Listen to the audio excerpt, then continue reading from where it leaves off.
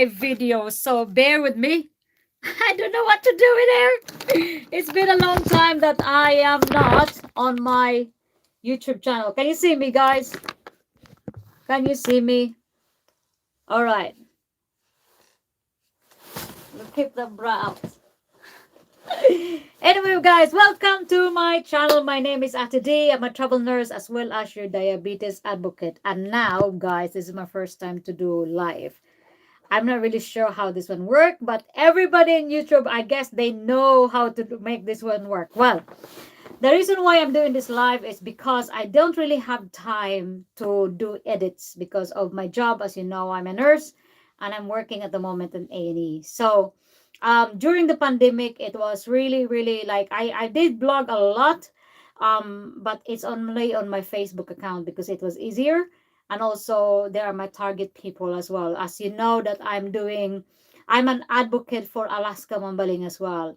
And by the way, I'm not going to talk about that. I'm going to talk about the questions that I always been asked when I was doing agency nursing or travel nursing in the UK. And there's some kind of like misconception of like travel nurses or agency nurses. So I have this name.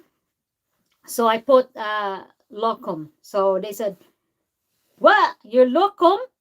Locum is for doctors, right?" No, locum means not just for doctors. Everybody can be a locum.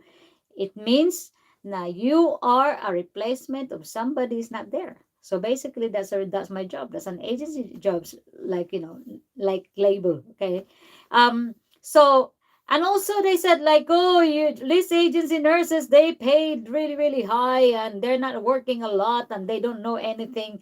Um, it's a bit of an insult because not all agency nurses, especially Filipinos, the Filipinos are skilled. That's what I'm very proud of.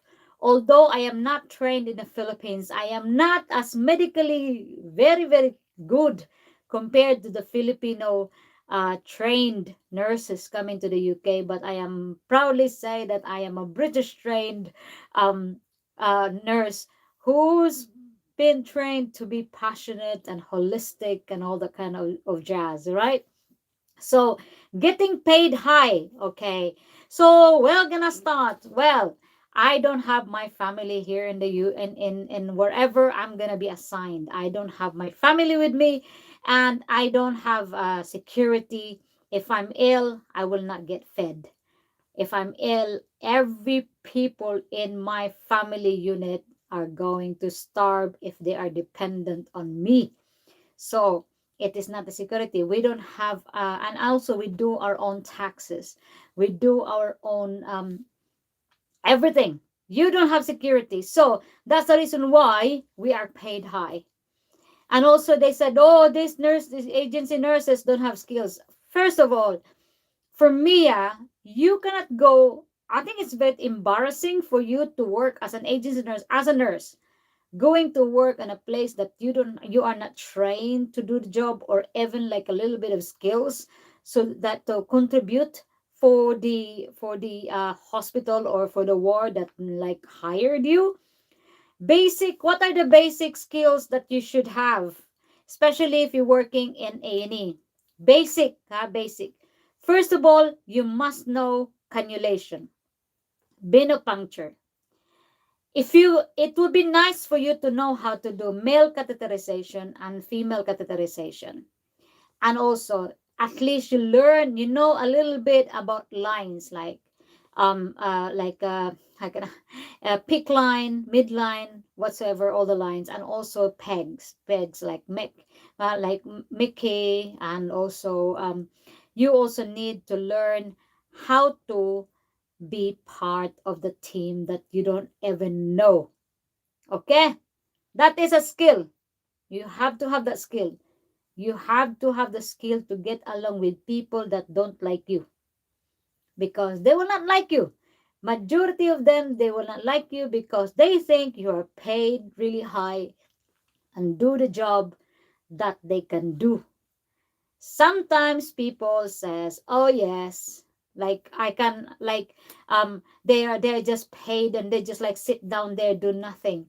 And that, my friend, if you're an agency nurse and you're doing all you do is like sit down there, like like doing nothing, and that is very embarrassing. And I myself, I'll tell you, if you are a nurse that do fuck all, you better get out of the place, because you are such an embarrassment to the travel nurses like community. Okay, don't do that, because everybody in that place will gonna be on the eye on you. If you don't do nothing, if you don't have experience to work in that area, you have to either have a really good initiative and work really really hard to learn the trick faster. Okay, so that's the main thing.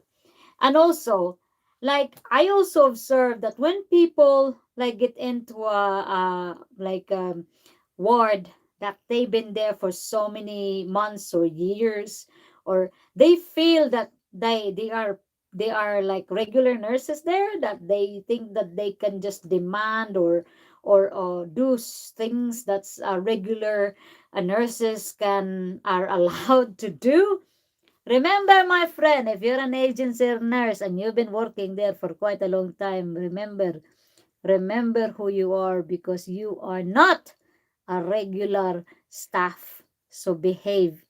Don't think that you're the band six or that's the manager of the place and then do all this la. Stand on your ground, okay? And just float, all right? Help other people, no? Because as an agency nurses, we are trained to troubleshoot. We are trained to be patient, and we are trained to hear and listen and not to react any negative comments that we will get from anybody. Okay? That's my tip to how to survive to from a like working in a very pressured um place workplace. Just do the job, learn. And also, when you go to a place that you don't know, and you know that place is very very heavy, research before you get into the place. You have to research what are the responsibilities you need and how fast the place move. Because if you have problem with your feet and you have problem with your back, you should not work in A&E, especially if A&E is a fast, very fast, a moving department. Okay, because A&E, as you have to be fit to work there, physically fit, because most of the time you are going to be standing and walking for miles. Okay, so that's it really. I just want to tell you guys that working working in during the COVID, like the first for the first year of COVID was really pressured. But the reason why I keep calm and I keep being happy is that I have to adapt what's going on, and apply what I know and what I learn about my skills. Because to be honest with you, there's no change in nursing and how you apply care, and like clinical, your clinical skills will not be changed. It always gonna be the same as a nurse as you trained before COVID and now COVID. What matters now, what I get from this COVID scenario is that I've learned that people, when they are alone, they are so scared.